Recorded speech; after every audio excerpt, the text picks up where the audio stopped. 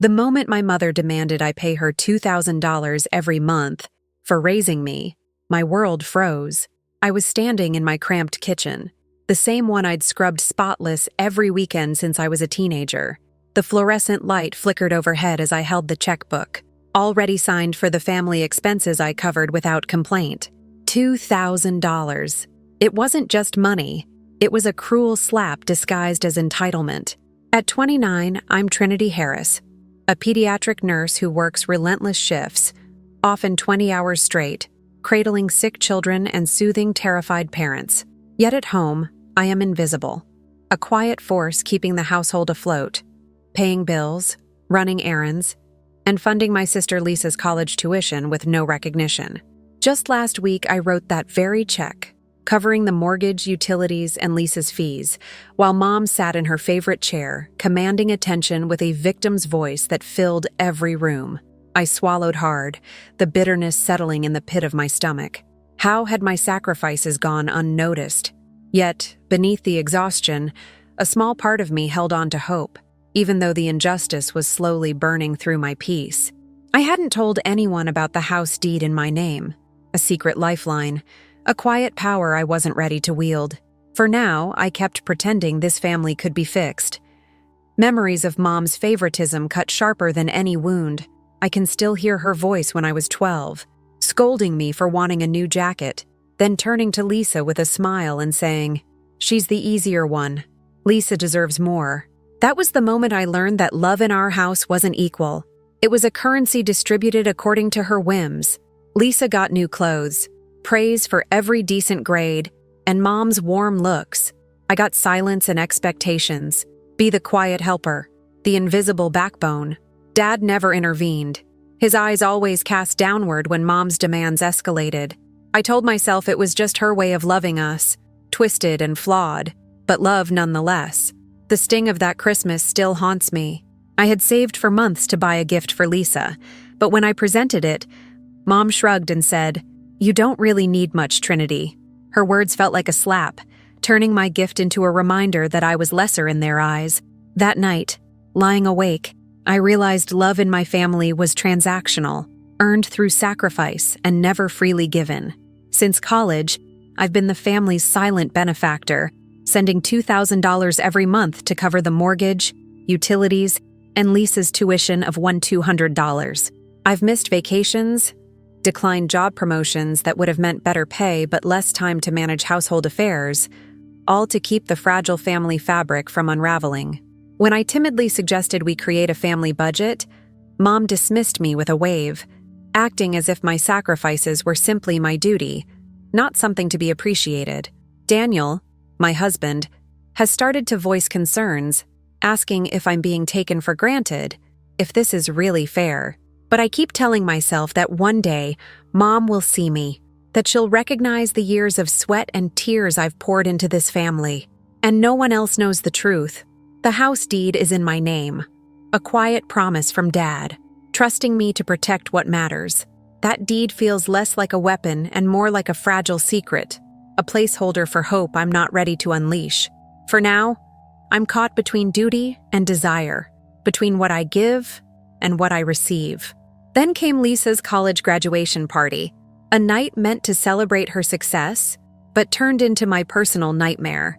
Mom, in front of all our family and friends, loudly declared, "I raised Trinity, and she owes me for every sacrifice." Silence crashed over the room like a wave. Eyes darted between Mom and me, the tension palpable. I felt my face flush with heat, humiliation blooming like a poison in my chest. Daniel squeezed my hand, whispering, "She's just stressed." I managed a weak laugh, but inside my heart was sinking. Lisa's awkward glance, Dad's discomfort, it all cut deeper than any words. I slipped out of the room, my breath shallow, the air heavy and sticky against my skin. Alone in the quiet hallway, I gathered myself, swallowing the ache and returning with a calm, steady voice. "Mom, that's not how I see it." The words were small, lacking fire, but carrying a quiet strength I'd never used before. That night I lay awake wondering if things could ever change, or if I was destined to remain the invisible one, carrying everything and receiving nothing. I thought I'd caught Mom off guard with my quiet pushback at Lisa's graduation party, but it didn't take long for her to regroup. The next family gatherings felt like walking into a minefield. I could feel the shift the moment I entered the room. Eyes flicked away or narrowed slightly. At the dinner table, Mom's voice lowered to a conspiratorial tone as she whispered to my aunts and cousins. "Trinity's always been too sensitive. You know how she is? So fragile, always taking things the wrong way." I caught Lisa's glance. Her lips pressed into a tight line, eyes avoiding mine. The whispered comments piled up, subtle digs masked as concern. "Maybe you're overthinking it, sweetie," Lisa said one afternoon, her words echoing Mom's dismissals, seeping into my mind like a corrosive doubt. It wasn't just Lisa. Even some of my closest relatives started tiptoeing around me, questioning my motives with veiled remarks. "Are you sure you're not being a bit harsh?" one cousin asked, her eyes searching mine for a crack. I wanted to scream that this wasn't about being too sensitive. It was about being treated like a charity case, a cash cow, a ghost in my own family. The gaslighting was relentless. Mom painted me as selfish and ungrateful, the daughter who never appreciated her sacrifices. At family gatherings, I felt like a stranger in my own life, isolated as whispers grew louder. Everyone wanted me to make peace, to be the bigger person, as if my pain was some overblown drama. Confusion clouded my thoughts. Was I truly the problem? Was I just too fragile? Too demanding? The weight pressed down until I barely recognized myself anymore. I could almost hear Mom's voice inside my head, relentless and cruel. "You owe me everything." The house felt colder, the air heavier, and the silence around me screamed louder than any words. Desperation clawed at me until I finally asked Dad to step in. I arranged a family meeting, hoping that a calm, honest conversation might clear the air. Dad agreed hesitantly, his usual quiet self but willing to listen. I laid out the facts carefully, my financial support, the unpaid sacrifices, the sting of Mom's words. I spoke with a steady voice, trying not to let the hurt leak through, hoping that the truth would bridge the growing chasm. Mom's response shattered that hope. Her eyes filled with tears as she wailed, "I've done everything for you. How can you accuse me of this?" Her voice cracked with feigned betrayal, her hands trembling as she positioned herself as the injured martyr. She threatened to cut me out if I kept up what she called this attack. Dad, caught in the middle, urged me to forgive, to heal the family wounds with kindness rather than truth. His words felt like a slap, dismissive of my pain, unwilling to confront the real issues. I left that meeting heavier than when I walked in. My efforts dismissed, my voice drowned. The family that should have been my refuge closed ranks around Mom's narrative, and I found myself more alone than ever. It felt like I'd been branded the enemy, my honesty twisted into rebellion. The weight of their silence pressed against my chest, suffocating, and I wondered if there was any hope left to be heard. Everything spiraled worse just a few weeks later, at my nursing school reunion. The place where I should have felt proud, where my hard work was supposed to shine, became the stage for the cruelest humiliation. Mom's voice cut through the chatter, loud and venomous. "That ungrateful daughter of mine," she sneered, "never deserved half the success she's had." Her words echoed like a slap, freezing faces into shocked silence. She spilled out private struggles I had dared to confide in her, twisting my fears and failures into grotesque gossip. Daniel's colleagues, standing nearby, exchanged uncomfortable glances, their whispered doubts about my character stinging sharper than any insult. It wasn't just the emotional pain. It was the threat to everything I'd built. My professionalism, my reputation, the careful balance I maintained between work and home, all threatened by my mother's calculated cruelty. Lisa's silence during the tirade felt like a betrayal. Her eyes fixed on the floor while I stood exposed, stripped bare in front of people I respected. I could feel the humiliation burn across my skin, the sharp ache of knowing this wasn't a moment of weakness for Mom, but a deliberate attack. The air was thick with a tension so palpable I could taste the bitterness on my tongue. I realized then that Mom's words were weapons, and I was the target. With everything crumbling, I reached out to Mom one last time, hoping for an olive branch where none seemed to exist. I sent her a message, carefully chosen words meant to open a door, not slam one shut. "I want to forgive," I wrote, "but I need honesty, respect, and acknowledgement, not money or empty apologies." I hoped for a crack of humanity behind her armor, a sign that maybe, just maybe, she wanted peace. Her response was brutal and cold, more final than any silence. "You'll never be good enough," she said. "I did my part, and that's all anyone can ask." That night, she crossed a new boundary, hurling insults at Daniel, accusing me of stealing from the family, twisting everything I stood for into lies. I sat in the dark, her words ringing in my ears like a death knell to any hope I had left. My vulnerability, once my greatest strength, had been weaponized against me. I realized then that I had done everything I could, offered my truth, my forgiveness, my heart, and it was rejected without a second thought. The door to reconciliation slammed shut, leaving me alone with the weight of a family fractured beyond repair. After Bethany's venomous words at the reunion, the isolation around me thickened like a choking fog. Invitations stopped coming, messages went unanswered, and my presence was quietly erased from family gatherings. The house felt emptier, colder, a hollow shell echoing with silences where laughter once lived. Even the relatives I once considered allies now treated me like a ghost, their eyes skimming past me or holding pity that cut deeper than outright hostility. Daniel was the only constant, his steady hand a lifeline in the storm, but his reassurances sometimes felt like fragile threads, barely holding me together. I questioned every interaction, every word I'd spoken. Was I too sensitive? Was I really the problem? The doubt gnawed at the edges of my sanity, blurring the line between reality and exhaustion. I remember sitting by the window one evening, the amber streetlights casting long shadows across my trembling hands.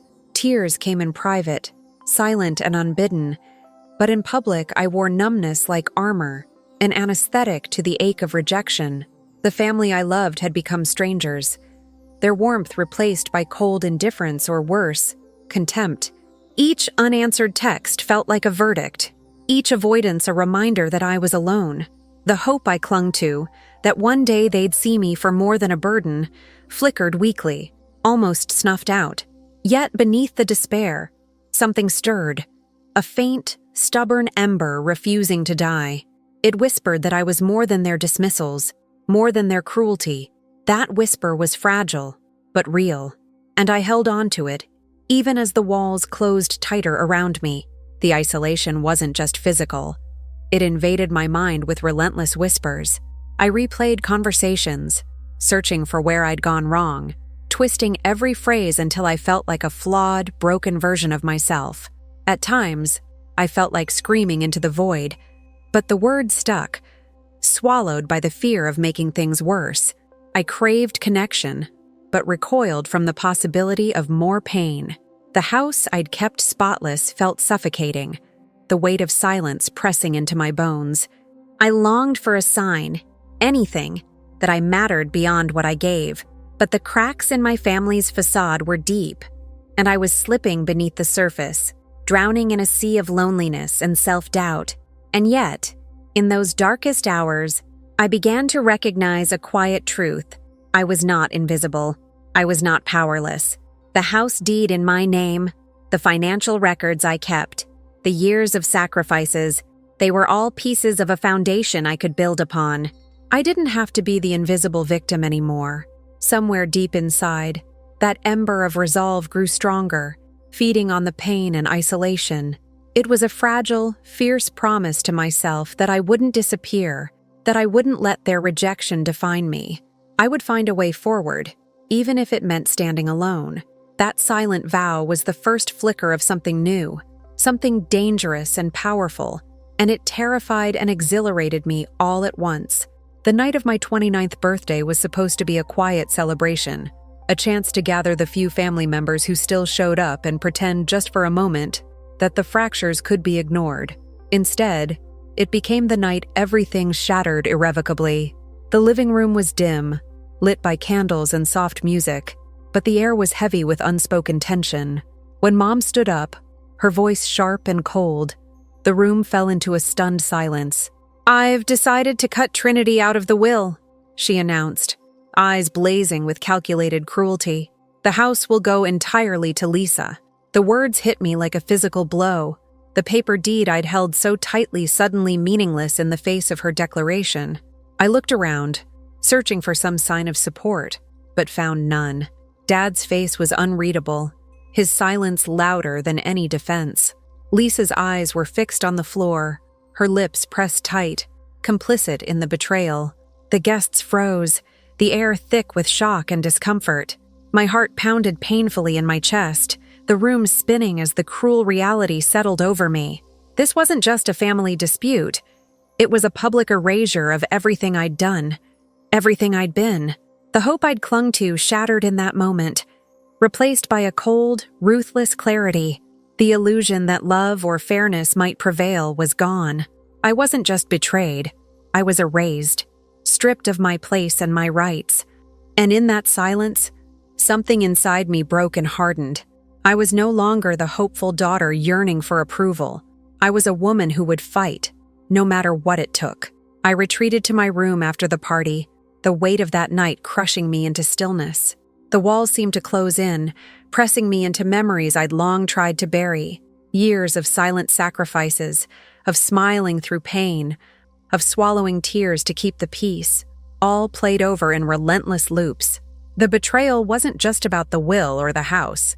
It was the culmination of all the gaslighting, the manipulation, the years of being made to feel less. I thought about Mom's pleading victim act, the way she twisted every truth into a weapon. For the first time, I saw her clearly, not as a mother, but as a controlling figure who thrived on keeping me small and compliant. The anger that bubbled up was fierce and raw, mingled with the deep sorrow of rejection, but it was also liberating. Tears spilled freely as I acknowledged the depth of my pain, but they were no longer just tears of despair. They carved a path to resolve. I vowed never again to let myself be a pawn in her game. The quiet power I'd hidden, the house deed, the meticulous records of family finances, became symbols of strength rather than secrets to hide. I saw that my dignity was mine to claim, not something to be stolen or denied. The realization was painful, but necessary. I was no longer a victim caught in her narrative. I was awakening to my own power, fueled by the fire of betrayal and the promise of self-respect. This was the moment I transformed pain into purpose, rejection into a catalyst for change. Sitting across from Daniel later that night, the exhaustion still heavy in my limbs, I found a new clarity in his steady presence. I laid out what I knew, the deed in my name, the financial records, the fractures in family loyalty. His eyes held unwavering support as he said, "You've been strong all along, Trinity. Now it's time to be strategic." His words felt like a lifeline thrown into a tumultuous sea. We spoke quietly but with purpose, mapping out a plan to reclaim not just what was legally mine, but what was rightfully my dignity and place in the family. Our first goal was clear: dismantle Mom's control over the family's story, reach out to those who'd started to question her narrative, and gather evidence quietly but thoroughly. Daniel reminded me to move carefully, to avoid playing into her hands, and to build alliances where trust still flickered. We agreed to keep our efforts discreet, recognizing that this was as much a battle of information and influence as it was of legal standing. It was daunting, but the shift from victim to strategist energized me. For the first time in a long time, I felt the stirrings of hope, not the fragile hope of being seen and accepted, but the fierce hope of taking back control on my own terms.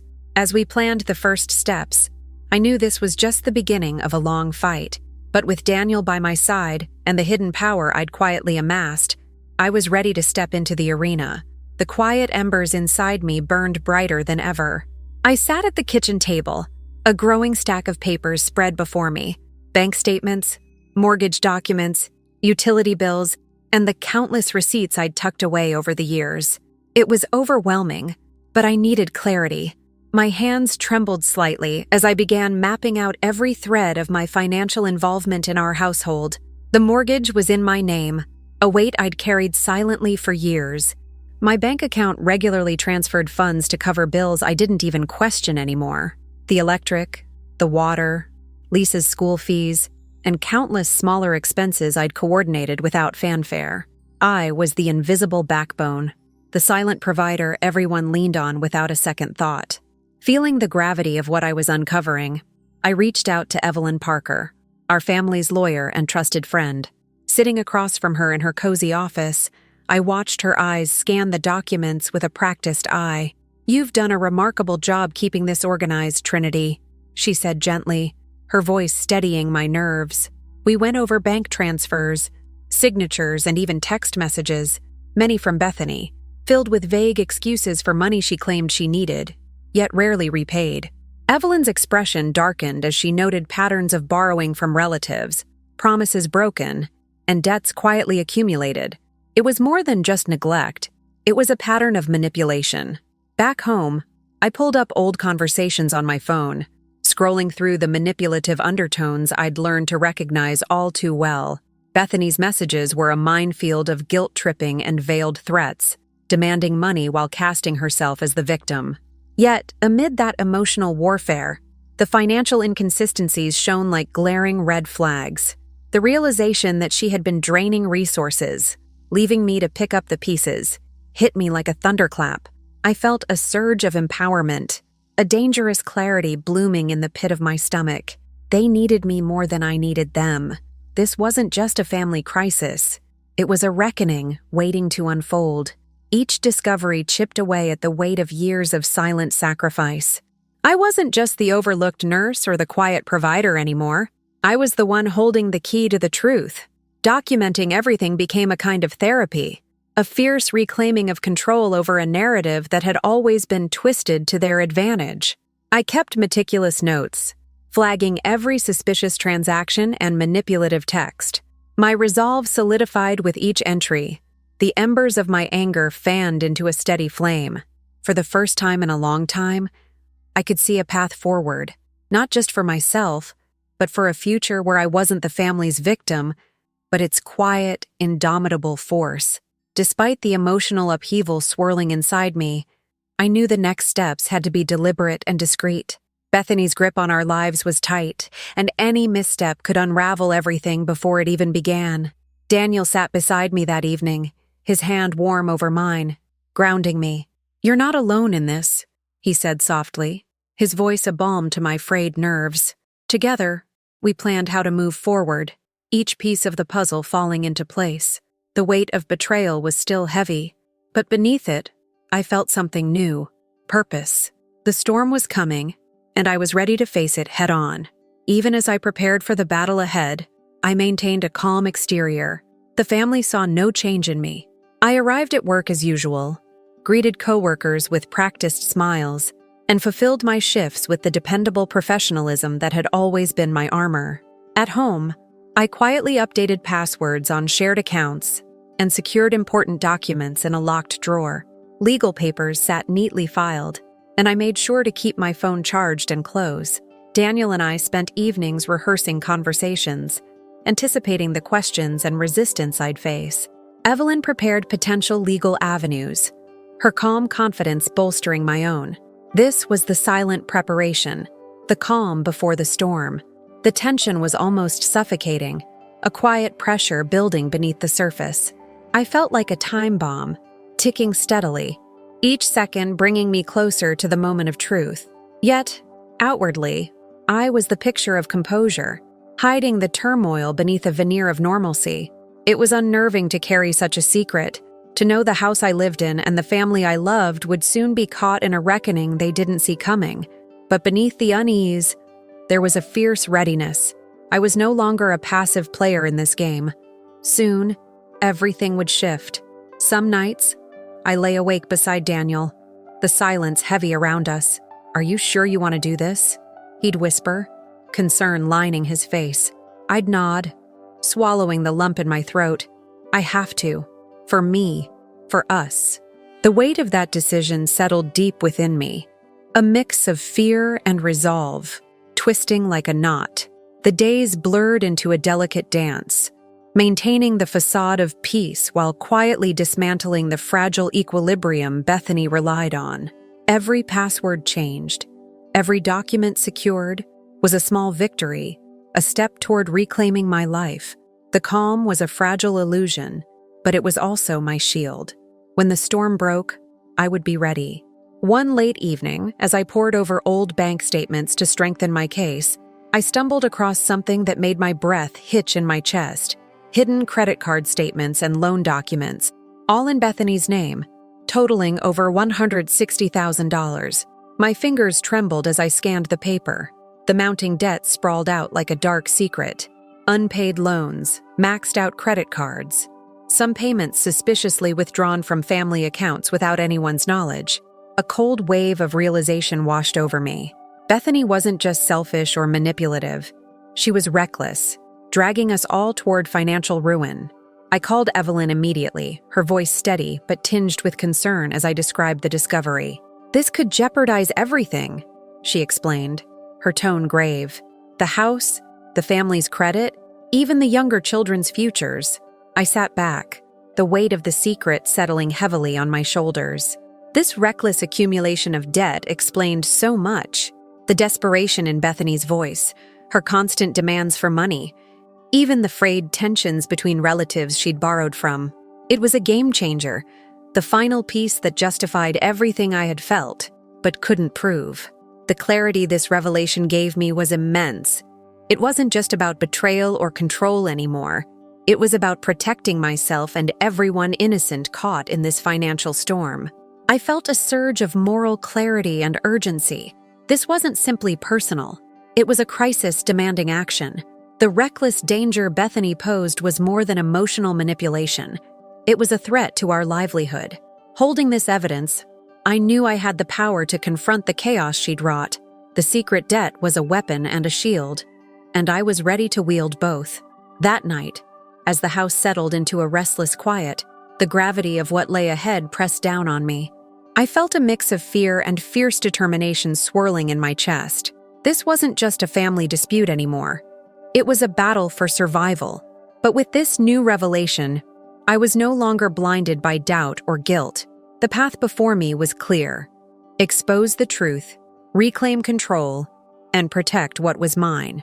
The weight of years of sacrifice was about to be matched by the consequences Bethany could no longer avoid.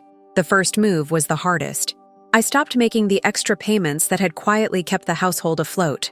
The mortgage company, with my name on the loan, received my notification of possible fraud and financial discrepancies. It felt like stepping off a ledge, the sudden shift in responsibility sending a jolt through the calm I'd maintained. Bills I'd managed for years were frozen temporarily, and the subtle tremors of change rippled through the household. I watched Bethany closely, her usual confident facade cracking just enough to reveal the tension beneath. Daniel stood by me, his steady presence a shield against the storm I was unleashing. "You're doing what's right," he said softly as we monitored the fallout, whispering updates between calls to lawyers and family. I kept my voice calm, measured, even as the undercurrents of anxiety swirled. The family started to notice the disruption, whispers about missed payments, hushed questions about finances, yet no one knew the full story. Bethany's mask slipped in subtle ways. A flicker of frustration, a sharp word held too long, a glance that didn't reach her eyes. This was just the opening salvo of a quiet but decisive campaign. Each step was calculated, each move a message that I was no longer the silent provider or the invisible victim. The household tension was palpable now, a fragile web beginning to unravel under the weight of truth and consequences. Watching the first cracks form, I felt a grim satisfaction. The unraveling had begun, not with rage or noise, but with steady, unyielding resolve. And though the house felt colder, harsher, I knew this was the moment where power began to shift, and I was ready to see it through. The day of the family meeting arrived like a heavy storm rolling over the horizon, tense, inevitable. I stood in the living room, surrounded by relatives whose eyes flickered between curiosity and unease. My hands trembled slightly as I placed the stack of documents on the table.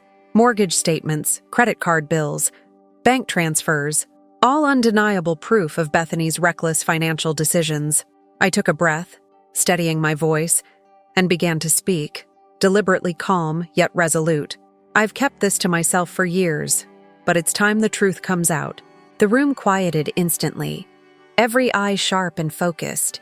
I revealed the house deed, legally in my name, and the unpaid monthly support Bethany had promised but never delivered. The weight of silence pressed down as I detailed the accumulated debts, loans taken out without family knowledge, credit cards maxed and left unpaid. I watched Bethany's face pale, the confident mask cracking to reveal shock, then something raw and vulnerable. For the first time, she couldn't twist or deflect. Some relatives shuffled uncomfortably, others stared, betrayed by the secrets long hidden. The power dynamic shifted in that room. Where once Bethany ruled through manipulation, now I stood firm, no longer invisible. I set boundaries with a clarity I'd never mustered before. From this day forward, no more lies, no more guilt trips. Respect is non-negotiable. Transparency is required if we're to move forward. The room held its breath, the tension sharp and electric. Bethany's usual control faltered as whispers of disbelief and shock echoed softly. I felt the fire of past betrayals simmer down, replaced by a quiet strength. The moment was mine, a quiet, hard-won victory. I wasn't just confronting a mother. I was dismantling years of manipulation, brick by brick. Afterward, as the meeting dispersed with heavy hearts and tentative glances, I caught Daniel's eye. His steady nod told me I'd crossed a threshold. Bethany's power was broken, and though the path ahead was uncertain, I stood taller. The quiet battle had shifted into open ground. The fallout was swift and unforgiving. Bethany's credit unraveled as calls from creditors flooded our phones. Harsh reminders of debts she'd ignored, threatening letters that cut through the fragile calm. Her pleas began pouring in, texts dripping with desperation, apologies laden with false promises to make things right. But I held firm, unwilling to let pity or guilt sway me. The tight control she'd wielded over the family was slipping, and those who once turned a blind eye began asking questions, seeking my side of the story. Lisa approached me cautiously one afternoon, her eyes uncertain, lips pressed tight. "Trinity, I just want to understand," she said softly, her loyalty wavering in the growing storm. I didn't push or condemn. Instead, I listened, offering honesty and boundaries in equal measure. I refused to let the old peace, false and fragile, reassert itself.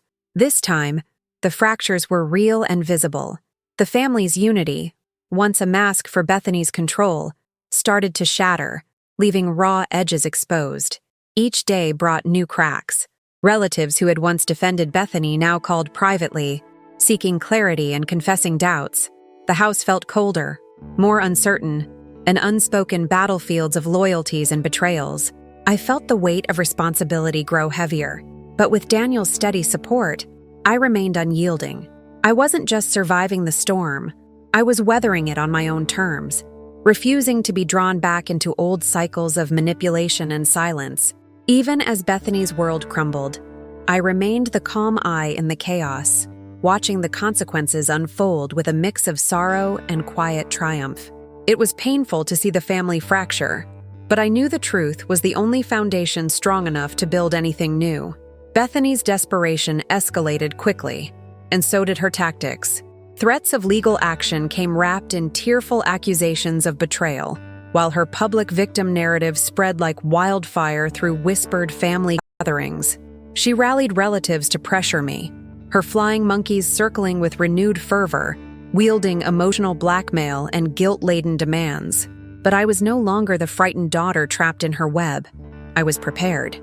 Evelyn took charge of legal defenses with a calm precision that shielded me from the worst of Bethany's threats. Daniel stood unwavering by my side, his quiet strength a constant fortress. Some family members, once swayed by Bethany's manipulations, reached out quietly, their voices tinged with regret. "I'm sorry I didn't see it before," one whispered on the phone. A tentative olive branch I accepted cautiously. The cracks in Bethany's armor grew wider. Her isolation deepened as her attempts to control backfired. The more she pushed, the more distant she became. an island surrounded by fractured trust and fading loyalty. I watched the woman who once wielded the family like a puppet now stumble, exposed and defeated. It wasn't vindictive satisfaction that filled me, but a hard-earned sense of justice. The playing field had leveled, and I was no longer playing by her rules. The relentless pressure Bethany applied only strengthened my resolve. I was the steady voice of truth, unmoved by her storms. The family's shifting tides reminded me how fragile control built on lies truly was. I was finally free to breathe without the weight of her manipulations pressing down. 6 months have passed since that tense family meeting, and the air around me feels different, lighter, freer, infused with a calm I hadn't known in years.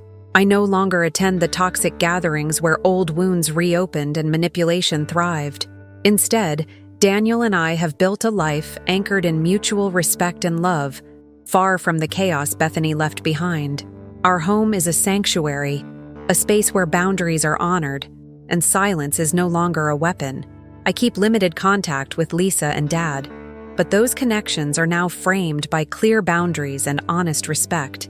No more invisible debts, no more silent sacrifices. Bethany remains estranged, her financial troubles ongoing, her presence a distant shadow rather than a looming storm. The family may still be healing, but I've claimed my peace. I think of the journey, not with bitterness or regret, but with quiet pride. Every painful step, every tear and confrontation led me here. Reclaiming my dignity was the hardest battle I've fought, but it was necessary. Now, my life is mine to shape on my own terms. I've learned that freedom isn't loud or flashy. It's the quiet assurance of standing tall after the storm. In this newfound calm, I finally feel the space to breathe, to dream, and to live, unbound by the past. This is my truth, my victory, and my peace. Hard won, but wholly mine.